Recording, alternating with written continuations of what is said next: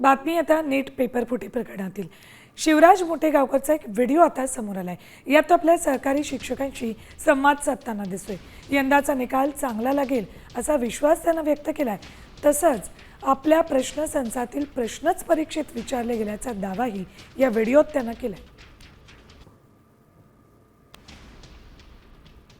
कारण आरसीसी यावर्षी miracle result दिला असं वाटतंय. कारण प्रत्येक पालक विद्यार्थी खूप आत्मविश्वास घेऊन आणि खूप हसत खेळत अक्षरशः लोटांगण घालून सर सर सर प्लीज खूप छान केलं तुम्ही, खूप छान केलं आमच्या मुलासाठी असं म्हणतायत. पूर्ण RCC teachers, RCC management team, आमचे batch in charge, batch coordinator, batch assistants, या सगळ्यांची मेहनत आहे जे मुलांना शिस्त लावत आहेत. अभी पूरा इंडिया में ये टॉक आ रहा है कि फिजिक्स की पेपर मॉडरेट है, लेकिन काले आरसीसी बच्चे ये बोल रहे हैं कि बहुत इजी है पेपर, क्योंकि पिछले लास्ट 10-15 टेस्ट सीरीज की पेपर्स जो है हमारा उसी से एज इट इज क्वेश्चन आया है.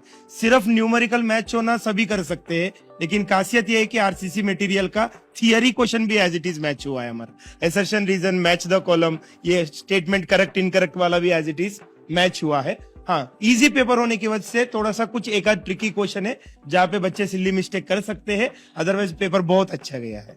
छान, थँक्यू. म्हणजे या इस साल मेरिट बढ़ेगा. मेरिट बढ़ेगा सर, बिल्कुल. अराउंड 580 to 610 आपके एक्सपेक्टेड. फेस में कितने क्वेश्चन टफ थे.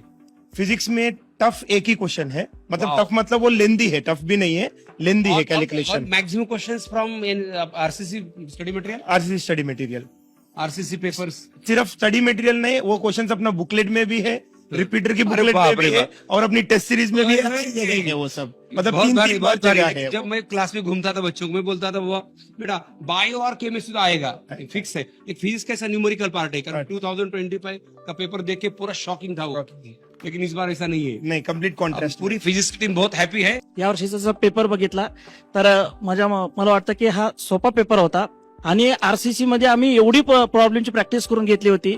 असे काही आम्ही क्लासमध्ये नोट पॉईंट घेतले की जसेच तसे as it is as a statement म्हणून पडलेले आहेत. मला असं वाटतं आरसीसी विद्यार्थ्यांना खूप सोपा पेपर गेला असेल.